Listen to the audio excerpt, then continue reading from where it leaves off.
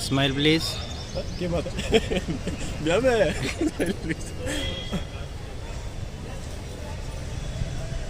आपने शर्मा जी जरूर फोटो वाली थी। हाँ बांगे शर्मा जी जरूरी है।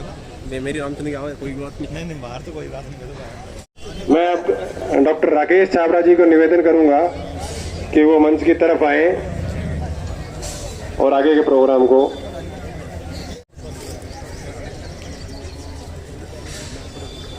अपने व्यवस्थित चले।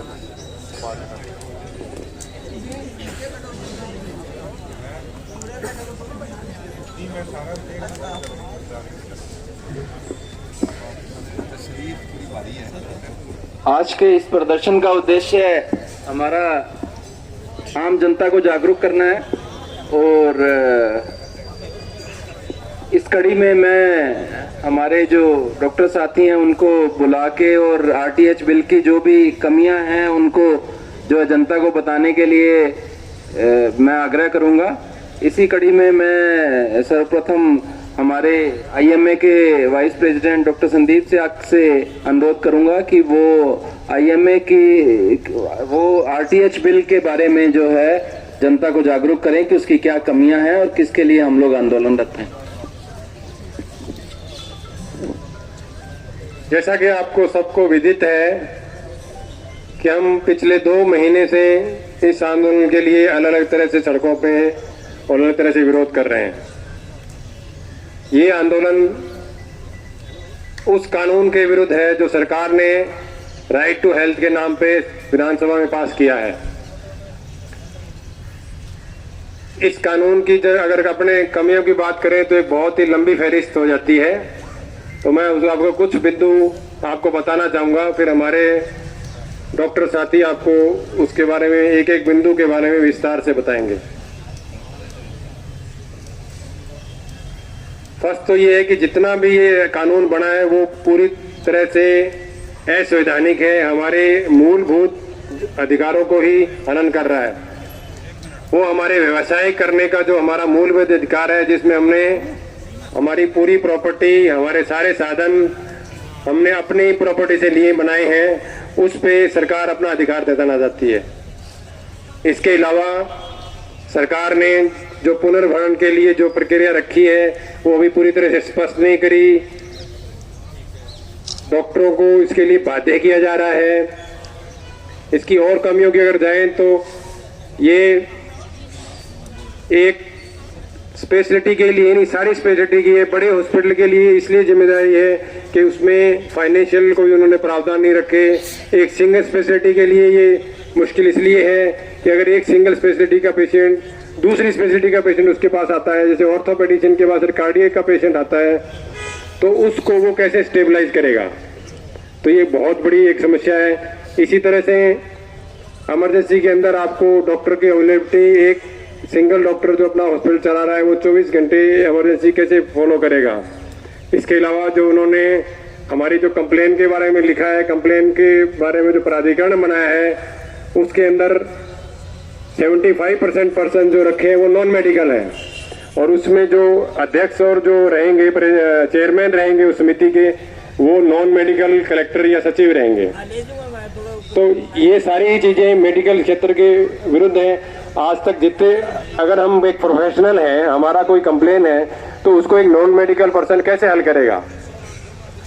इसलिए जनता ये सारी चीजें समझे, हमारे साथ आए, और सरकार को भी हम चेता देते हैं कि सिर्फ डॉक्टर ही से प्रभावित नहीं हो रहे हैं। डॉक्टर के साथ paramedical staff, medical staff, nursing staff, उनकी पूरी फैमिली पूरी तरह से प्रभावित हो रहे हैं। वो भी आपके एक वोट बैंक हैं।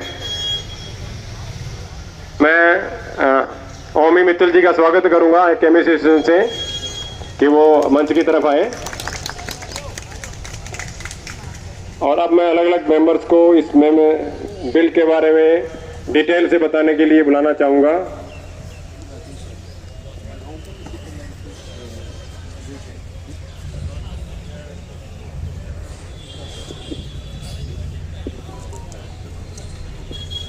आज हम आरटीएच के कुछ मूलभूत जो कमियां हैं उनको हम सुधार करने के लिए हमारे विशेषज्ञ डॉक्टरों को बुलाएंगे। सबसे पहले है कि ये असंवैधानिक क्यों है, हमारे मूलभूत अधिकारों के अगेंस्ट क्यों है, कौन से आर्टिकल के थ्रू ये हमारे अगेंस्ट है। इसके लिए मैं डॉक्टर राकेश साहनी जी को बुलाना चाहूँगा कि वो इस बिंदु पे विस्तार से बताएं। राकेश जी।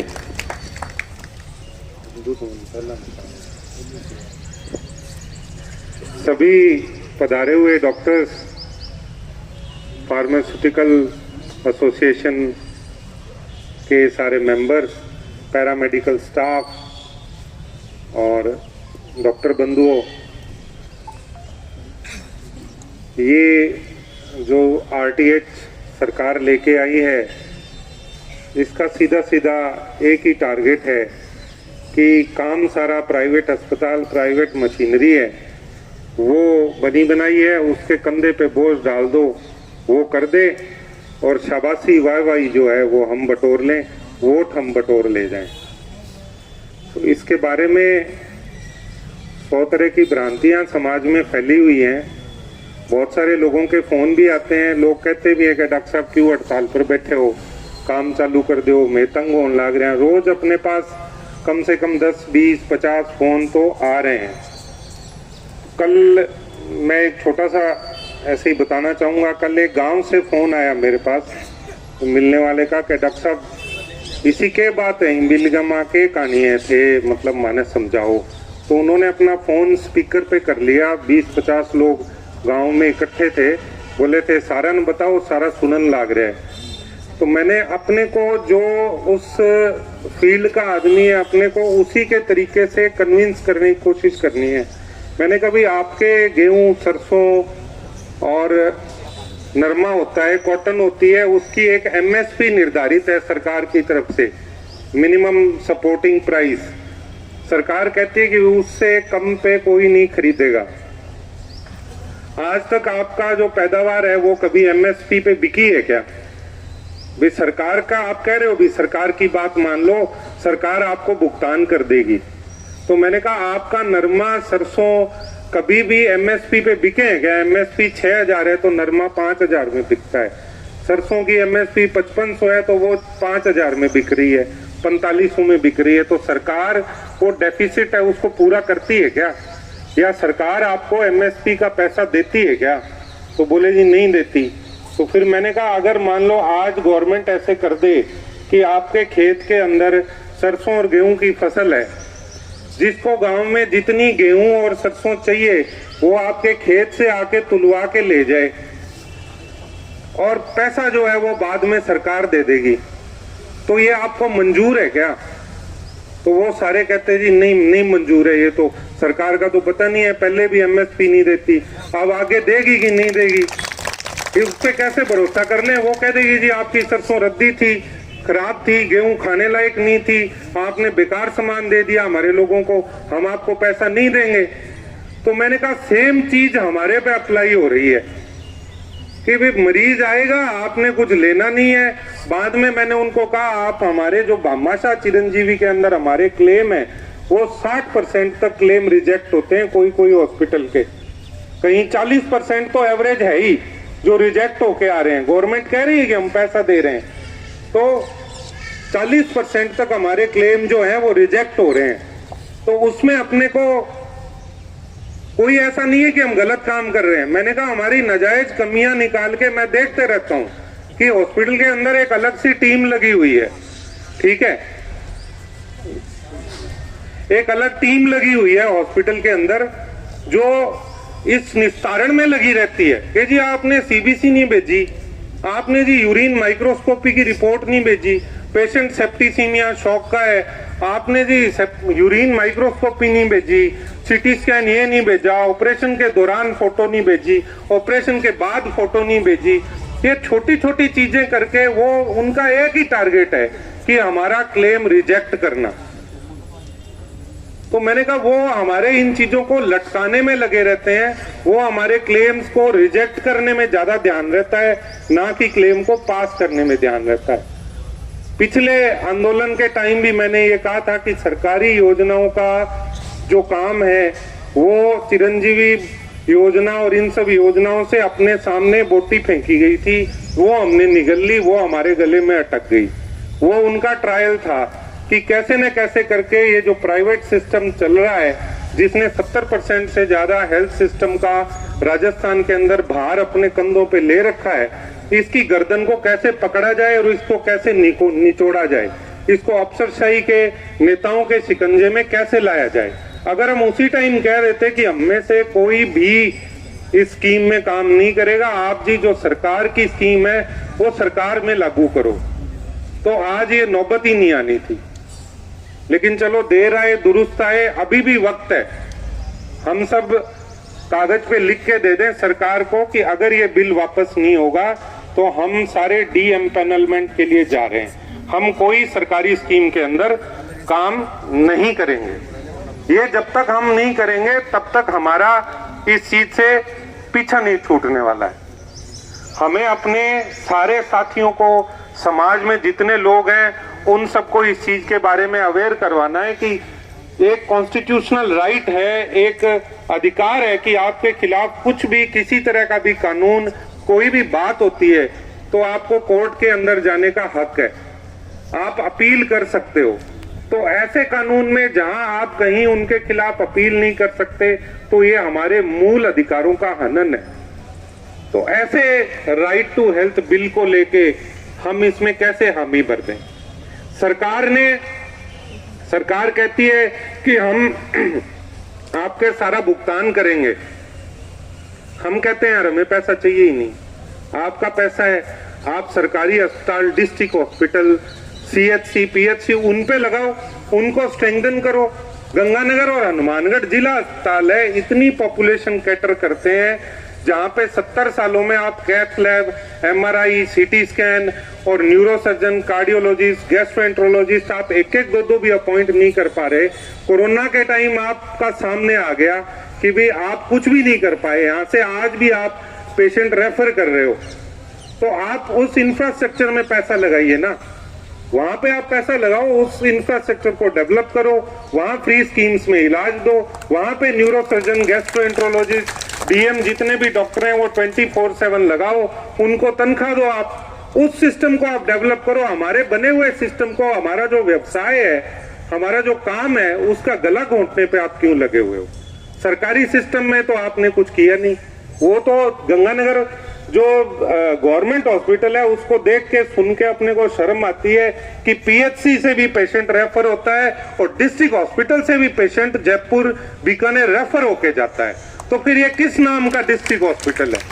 आप वहां पे तो कुछ कर नहीं रहे हो और अब चुनाव आ गए, आपको वोट चाहिए, तो भाई शाबाशी किस तरह से ले? तो हम एक काम करें, जो बना हुआ सिस्टम है उसके गले में डाल दें, काम वो लोग कर दें और बाद में वोट हम ले लें। अगर हमारी सरकार आ गई तो हम आंख दिखाएंगे कि आपने कुछ किया ही नहीं, हम पैसे वैसे नहीं देंगे। सरकार बदल गई तो अगली सरकार के गले में हड्डी डाल देंगे कि वो भुगतें, वो जाने, उनका काम जाने। तो ये राजनीतिक जो खेल है, उसके हाथ का, उनके हाथों की कठपुतली, उनके हाथ का तमाशा नहीं बनना है हमको। हमें एकजुट रहना है और अगर ये आंच डॉक्टर तक आएगी तो ये आंच पैरामेडिकल, फार्मेसी, एम्बुलेंस, जो भी इस फील्ड से जुड़ा हुआ प्राइवेट सेक्टर में आदमी है, उसके ऊपर इसका सीधा सीधा प्रभाव पड़ेगा। अभी अखबार के अंदर अपने देख रहे हैं कि कहीं सर्जिकल की सेल 50% कम हो गई, कहीं 70% कम हो गई, फार्मेसी की सेल कम हो गई। तो ये तो अभी कम ही हुई है। अगर यहाँ के डॉक्टर्स जो हैं छोड़ के पलायन करके पंजाब, हरियाणा, दूसरी जगह चले गए, ये अस्पताल बंद हो गए, तो आप सबका रोजगार भी खतरे में है, नर्सिंग स्टाफ का, पैरामेडिक्स का, एम्बुलेंस वालों का भी काम खतरे में है और फार्मेसी का भी काम 50% से ज्यादा यहाँ पे बंद हो जाएगा। अकेले गवर्नमेंट हॉस्पिटल के भरोसे नहीं चलने वाला है। सरकारी अस्पताल का जो काम है वो तो उन्होंने फ्री बांटने का काम रख रखा है, वो तो बाहर की मेडिसिन अलाउ ही नहीं करते हैं। तो इसलिए मेरा सभी से निवेदन है कि जो मेडिकल यूनिटी है, मेडिकल फ्रेटर्निटी के जितने भी लोग हैं, पैरामेडिक्स है, लैब है, सब तरह के जितने भी लोग हैं, वो सारे आपस में मिलके आए। और जो हमारे समाज में हम अलग अलग जगह पे, कोई गांव से जुड़ा हुआ है, देहात से जुड़ा हुआ है, कोई मंडियों से जुड़ा हुआ है, कोई किसी फील्ड से जुड़ा हुआ है, जहां आपको लोग मिले उनको सोशल मीडिया पे पर्सनली, वर्बली अपने को इन खामियों के बारे में अवगत कराना है, ताकि वो ज्यादा से ज्यादा सपोर्ट में अपने साथ आ सके और इस आंदोलन को अपने को डाउन नहीं होने देना है। अपने को इसमें नहीं रहना है कि सरकारी डॉक्टर सारे साथ में आ गए हैं तो फैसला हो ही जाएगा।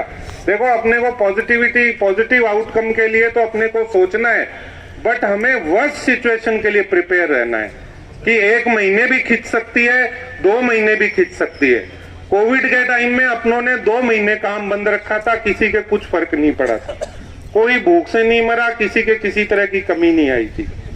तो मेरा रिक्वेस्ट है, हौसला बना के रखें, आपस में मिलजुल के रहें, एकजुट रहें और इस मिशन को आगे बढ़ाएं ताकि सरकार को एक मैसेज जाए कि यहाँ डिक्टेटरशिप, तानाशाही ये नहीं चलने वाली है। लोकतंत्र है, लोकतंत्र में आपको सबकी आवाज सुननी पड़ेगी। जिस कानून से रिलेटेड, जिस फील्ड से रिलेटेड कानून है, उनसे बात करके हमें उसके अंदर संशोधन करना है, उसको वापस लेना है। जो भी करना है सबकी सहमति के साथ निर्णय हो, तभी लोकतंत्र आगे चलेगा। नहीं तो वो दिन दूर नहीं है कि सारी जनता सड़कों पे आ जाएगी और सरकार को उखाड़ के फेंकेगी। तो मैं सभी से अंत में ये निवेदन करूंगा कि सारे लोग मिलजुल के आए, साथ में इस आंदोलन को आगे बढ़ाएं और हमें उम्मीद है कि सरकार को सद्बुद्धि आए और वो इसका कोई ना कोई पॉजिटिव हल जितना जल्दी उतना जल्दी निकले। धन्यवाद। जय हिंद।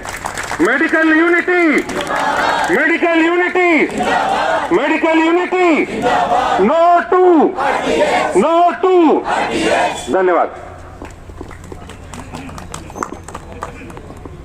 राकेश जी ने बड़े अच्छे लाइनों में इस कमियां बताई इस कानून की। अब मैं ओमी मित्तल जी को आमंत्रित करूंगा कि वो केमिस्ट एसोसिएशन की तरफ से अपने विचार रखें और आज के प्रोग्राम के बारे में बताएं।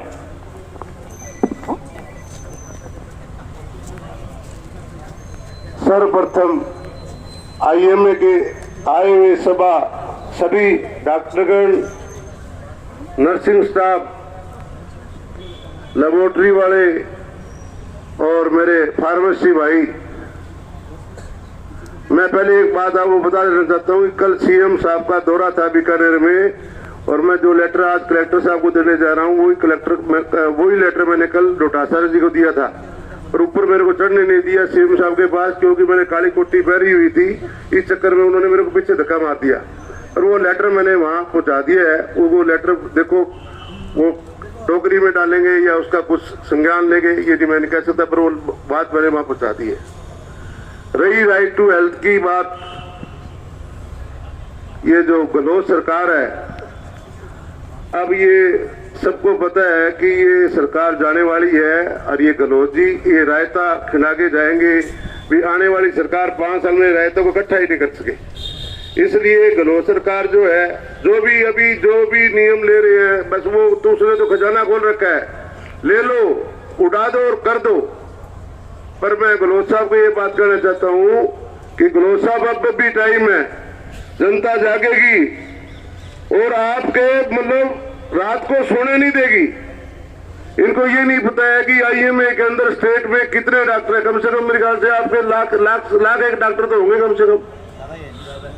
और कल हमारे स्टेट के अध्यक्ष से मेरी बात हुई थी, हमारे 70,000 केमिस्ट हमारे स्टेट के अंदर। मेरी बात सुनो, अगर डॉक्टर आईएमए और राजस्थान केमिस्ट ने एक होकर के अगर बिल्कुल 10 दिन के लिए दुकानें बंद कर देंगे तो लाशों की लाइनें भी जाएगी और गहलोत साहब को मौका नहीं मिलेगा। मैं अब भी प्रशासन का कोई आदमी आजू बाजू में खड़ा हो, पुलिस डिपार्टमेंट का आदमी खड़ा हो, उनको ये बता दे कि हम कोई बदमाश नहीं है, हम शरीफ आदमी हैं, हम शराफत से काम करना चाहते हैं। अगर मजबूरन हमें लड़ाई लड़नी पड़ेगी तो हो सकता है कि आपस में हाथापाई भी हो जाए। अब मैं आप लोगों से एक निवेदन करूंगा कि यहाँ से कलेक्टर के पास चलना है। अगर आईएमए ने भी कोई आपको देना हो लेटर तो आप भी दे सकते हो। हमने भी गंगानगर केमिस्ट तरफ से एक लेटर लिखा है, वो लेटर हम जो है कलेक्टर साहब को देंगे। गहलोत सरकार, गहलोत सरकार, हमारी मांगे पूरी करो, हमारी मांगे पूरी करो, हमारी मांगे पूरी करो। जय हिंद, जय भारत। धन्यवाद ओम प्रकाश मित्तल जी। ये आरटीएच बिल पर सरकार की मंशा साफ है। ये एक ऐसा रबड़ का लॉलीपॉप है जो हमें चूसने के लिए दिया है, जिसमें न तो स्वाद है और न ही वो खत्म होगा। तो मैं आप लोगों को यही कहना चाहूंगा कि आप सरकार की मंशा को समझें और ये चुनावी साल में जो ये झुंझुना आपको पकड़ा रहे हैं उसको न हिलाएं। मैं आपको अगले हमारे वक्ता हमारे डॉक्टर भूपेंद्र भूतना जी से मैं रिक्वेस्ट करूंगा कि वो आए और आरटीएच बिल की खामियों को आपके बीच में उजागर करें। डॉक्टर भूपेंद्र जी भूतना।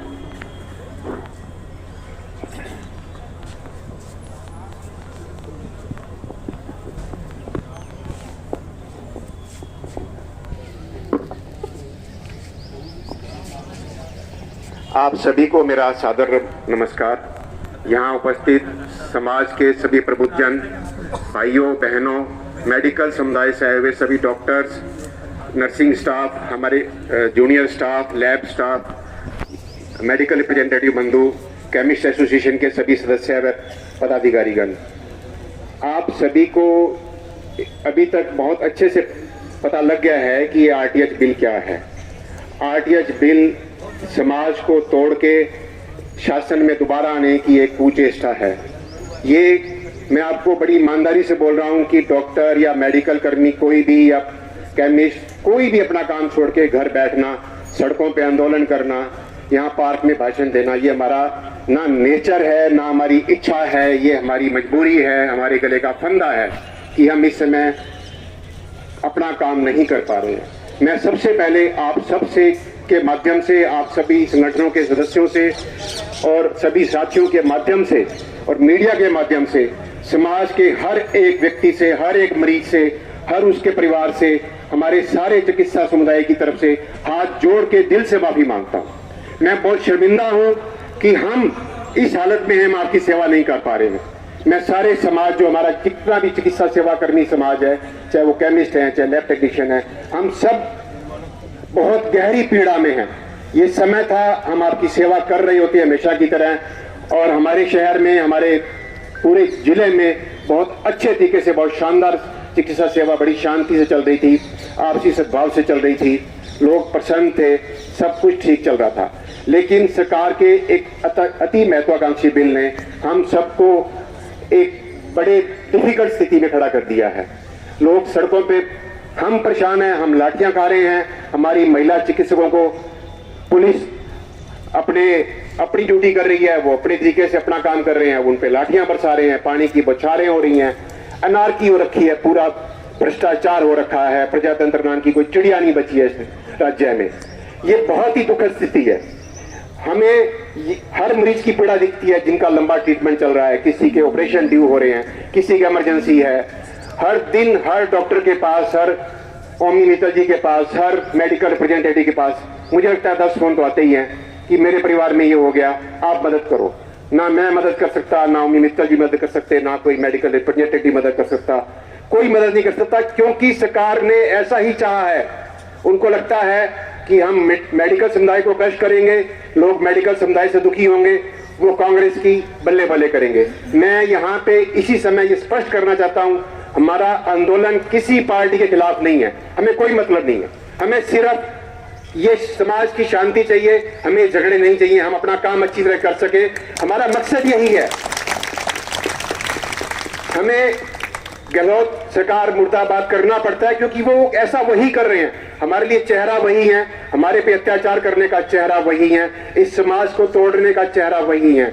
हर चिकित्सा कर्मी के परिवार में भी मरीज हैं, परिवार हैं, सब इंसान हैं, सबके साथ बीमारी जुड़ी हुई है। कभी को गिर सकता है, किसी को कोई ज्यादा प्रॉब्लम आ सकती है, मैं गिर सकता हूं, आप गिर सकते हैं, हमें खुद को सेवा नहीं मिलेगी प्रॉपर तरीके से, कौन बचाएगा हमें? पूरा समुदाय इस समय कष्ट में है। हमें ये समझना है कि जो हम लड़ रहे हैं आपके सहयोग से लड़ रहे हैं। मैं आप सबसे बेनती करता हूं कि मेरे से पूर्व भी सारे वक्ताओं ने ये बातें सारी कही हैं, आज लड़ाई किसी पैसे की, किसी रिम्बर्समेंट की, किसी उसकी नहीं है। आज लड़ाई नंबर 1 पे समाज की शांति की है। आज लड़ाई हर मरीज की लड़ाई है जो हम लड़ रहे हैं। हर मरीज के परिवार जो उसको सेवा नहीं करवा पा रहा, उसको इलाज नहीं दे पा रहा, उसकी लड़ाई हम लड़ रहे हैं। मैं आप सबसे बेनती करता हूं कि आप जो भी समाज के दूसरे चिकित्सा कर्मियों के अलावा जो लोग आए हुए हैं, जो समाज के प्रबुद्धजन आए हुए हैं, आप कृपया करके हम सब आपसे हाथ जोड़ते हैं, आप हमारे साथ आइए और इस लड़ाई को एक आंदोलन बनाइए, जन आंदोलन बनाइए। ये जन आंदोलन बन रहा है, पर सरकार की कोशिश है कि वो मीडिया के माध्यम से 1-1 करोड़ रुपए के एक पेज के विज्ञापन के माध्यम से आप लोगों को गफलत में रखे। बहुत विश्वास कीजिए, मैं बड़ी जिम्मेवारी से बोल रहा हूं, मैं झूठ नहीं बोल रहा हूं, बहुत दिल से बोल रहा हूं कि ये बिल अगर लागू होता है तो हर दिन झगड़े होंगे, क्वालिटी ऑफ ट्रीटमेंट गिरेगी, बहुत ज्यादा गिरेगी, क्योंकि डॉक्टर का आत्मविश्वास खत्म होगा, उसके स्टाफ का आत्मविश्वास खत्म होगा, मेडिकल स्टोर वाले का आत्मविश्वास खत्म होगा कि मैं दवाई दूंगा, पैसे मांगूंगा तो वो राइट टू हेल्थ बताएगा। लैब वाले लगेगा मैं टेस्ट करूंगा, पैसे मांगूंगा तो वो राइट टू हेल्थ बताएगा। मरीज भी गलत नहीं है जो कहेगा कि मेरा इलाज फ्री में करो, वो अपनी जगह पे सही है, क्योंकि उसको ऐसा एक भ्रम पैदा किया गया है, ऐसी एक दीवार पैदा की गई है कि उसको ये कहा जा रहा है कि अभी से बिल लागू नहीं हुआ है। हम जानते हैं इस बात को कि सिर्फ विधानसभा में एक बार एक स्टेप इसका हुआ है, लेकिन विश्वास कीजिए बड़े शहरों में बड़े बड़े होर्डिंग्स लग चुके हैं कि किसी भी अस्पताल में जाइए, फ्री इलाज कराइए, झगड़ा कीजिए, कोई आपको रोक नहीं सकता। मतलब उन सारे होर्डिंग्स में आप देख सकते हैं, सोशल मीडिया पे उन होर्डिंग्स के फोटो आ चुके हैं। उन होर्डिंग्स में भड़काने की कोशिश की गई है, इलाज की सलाह कम दी गई है, भड़काने की कोशिश ज्यादा की गई है। ये सबसे ज्यादा खतरनाक बात है। हम लोग इलाज तो बहुत कम दाम में कर भी देंगे, इलाज तो काफी हद तक जहां का लगेगा कि ये जरूरतमंद है, गरीब हम ऑलरेडी करते हैं। मेडिकल स्टोर वाले पैसे नहीं लेते, लैब वाला कहता है छोड़ो जी, दिन में 10 सैंपल किए हैं, एक सैंपल फ्री हो गया तो कोई फर्क नहीं पड़ता। हम फ्री सेवा करते हैं और भी कर सकते हैं, लेकिन हम झगड़े नहीं सहन कर सकते। झगड़ों से समाज का नुकसान ये हुआ कि मरीज के साथ जो डॉक्टर का रिश्ता, विश्वास का, प्यार का, एक मानवता का रिश्ता होता है, उसको तोड़ने का षड्यंत्र किया जा रहा है। कृपया इस बात को समझे, यही बात इंपॉर्टेंट है, यही बात महत्वपूर्ण है। बाकी सारी बातें, पैसा कुछ महत्व नहीं रखता है। हम सब लोग अच्छी रोटी खा रहे हैं, कोई परवाह नहीं है किसी को भी, लेकिन जो झगड़े बनेंगे वो झगड़ों का कोई हल नहीं निकलेगा, हमेशा के लिए समाज टूटेगा। कृपया सारे चिकित्सा समुदाय के साथ जुड़िए, इसको जन आंदोलन बनाइए, इस काले कानून का विरोध कीजिए। आपसे मैं हाथ जोड़ के दोबारा माफी मांगता हूं कि हम आपकी सेवा नहीं कर पा रहे हैं। ऐसा एक बिल देश के किसी और राज्य में कुछ समय पहले आया था, मैं बहुत ईमानदारी से बोल रहा हूं, मुझे नहीं पता तब किस पार्टी की सरकार थी, मैं पढ़ नहीं पाया, मुझे नहीं पता, लेकिन आप पूरी बात को सुन के डर जाएंगे कि वहां पे स्ट्राइक 1 महीना चली थी। मैं नहीं चाहता कि मेरे जिले में, मेरे देश में, राज्य में ऐसा हो कि स्ट्राइक बहुत लंबी चले।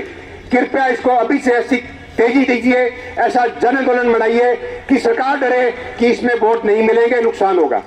नुकसान सरकार को दिखेगा तभी वो बिल वापस लेगी। अगर सरकार को लगता है कि हम डॉक्टरों को कुचल सकते हैं, सरकार के पास बहुत तरीके हैं। सरकार का आंदोलन कुचलने का अगर मन बनता है तो उसके पास, मैं स्वीकार करता हूं, सैकड़ों तरीके हैं। अभी यहाँ 500 पुलिस वाले आ सकते हैं, हम सबको तितर बितर कर सकते हैं, बिल्कुल कर सकते हैं।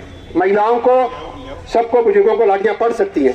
कृपया इसको जन आंदोलन बनाइए, कृपया जन आंदोलन बनाइए। No to RTS, no to RTS, no to RTS, काला कानून वापस लो, काला कानून वापस लो। जय हिंद, जय भारत, जय मेरा समाज। Thank you very much.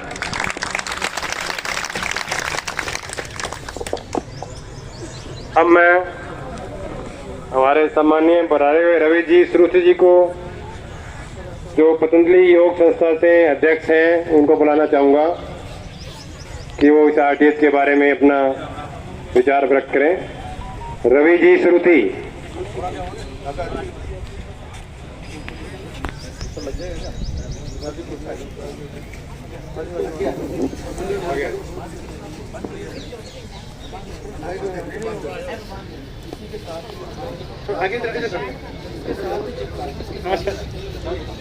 मैं रवि पुरोहित, एक छोटा सा व्यापारी, परंतु आज मैं डॉक्टरों के साथ, डॉक्टरों के स्टाफ, मेडिकल स्टोर वालों के साथ हूं, क्योंकि एक ऐसा बिल सरकार लाई है जो हम सब के लिए एक काला कानून है।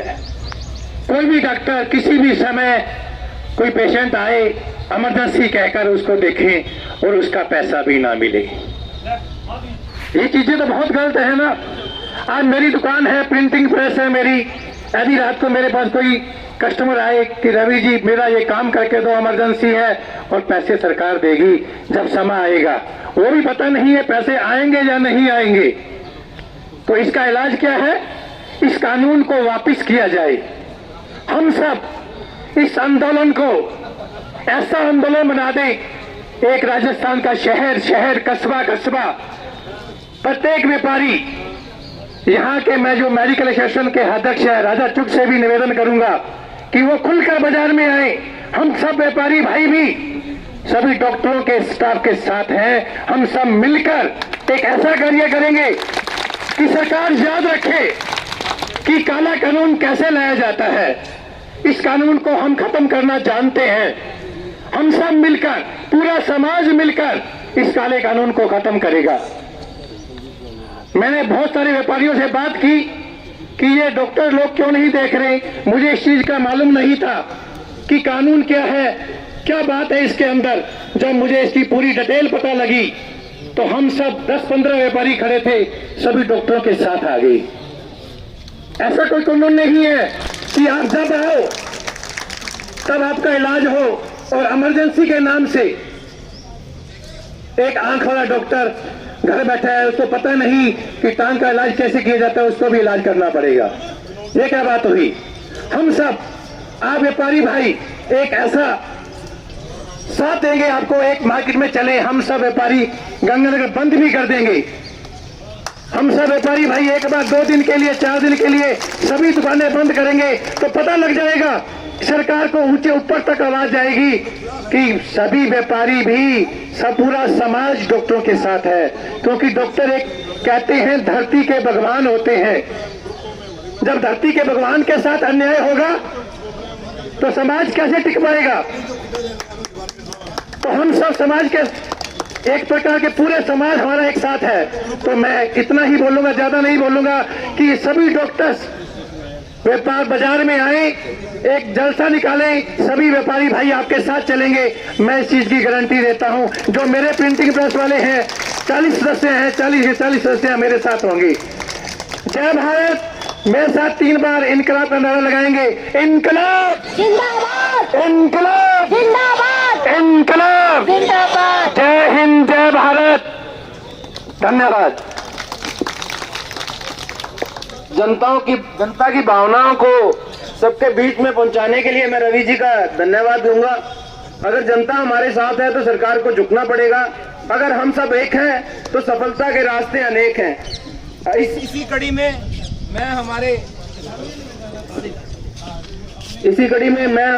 ऊर्जावान चिकित्सक भाई डॉक्टर संदीप चौहान जी से निवेदन करूंगा। हेलो, मैं डॉक्टर संदीप चौहान जी से निवेदन करूंगा कि वो आए और हमारे बीच में अपने शब्दों से उत्साहवर्धन करें।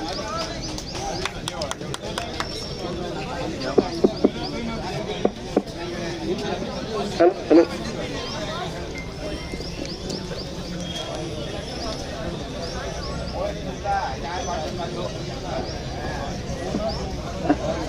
नमस्कार दोस्तों।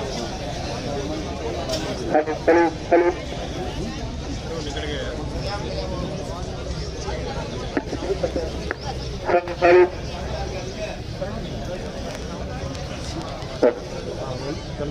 Hello,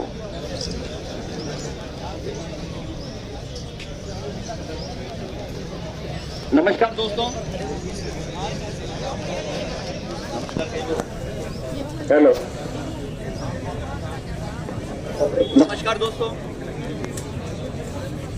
hello, hello, I am hello, hello,